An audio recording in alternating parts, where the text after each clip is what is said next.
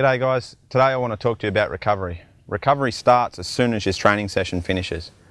If you have a poor recovery, it means that the next session you have or the next race you have isn't going to be as good and your performance isn't going to be as strong in that. So making sure you recover well is really, really important to helping you get fitter or helping you get right for the next race. Recovery starts, the most important part of your recovery period is the first 30 minutes after you finish. During that time, you want to rehydrate yourself, you want to use your nutrition to refuel yourself, and you want to be dropping that core temperature. The quicker you can drop that core temperature, the quicker you stop sweating and the quicker you'll rehydrate. So with your sports supplements, if you're going to use a recovery supplement, what you want to aim for is 75 to 80% carbohydrates to refuel us and 25% protein. Okay, the little bit of protein will help repair those torn muscles. Most importantly though, you want to rehydrate. That's what we lose a lot of fluid, and making sure we get lots and lots of sodium in there, like using a good Shotz product or a good sports drink product to try and get that sodium back in your system.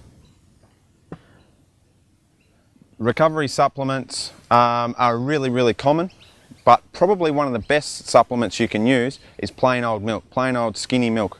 Milk that's low in fat, because remember, fat actually slows down your absorption of carbohydrates and protein.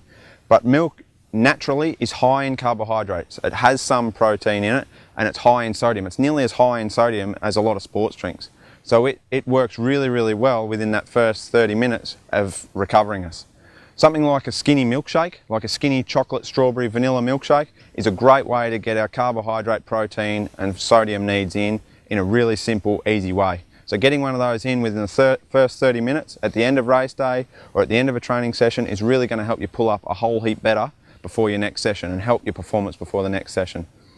Other strategies you can use that you will have seen a lot of elite sportsmen use is plunge pools. So plunge pools are a really good way to drop your core temperature. That's all they do. They stop us sweating, and as soon as our core temperature drops after you've been hot with exercise, as soon as our core temperature drops, recovery is accelerated, so they help you recover quicker. You can use hot and cold if you want. So a lot of people prefer to do some hot, some cold. Just always finish on a cold bath.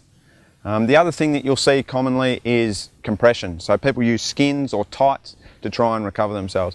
They work really well because what they do is give an anti-inflammatory effect on the body. They'll stop your joints and the muscles or slow down the inflammation after a hard session and just help that recovery a little bit more.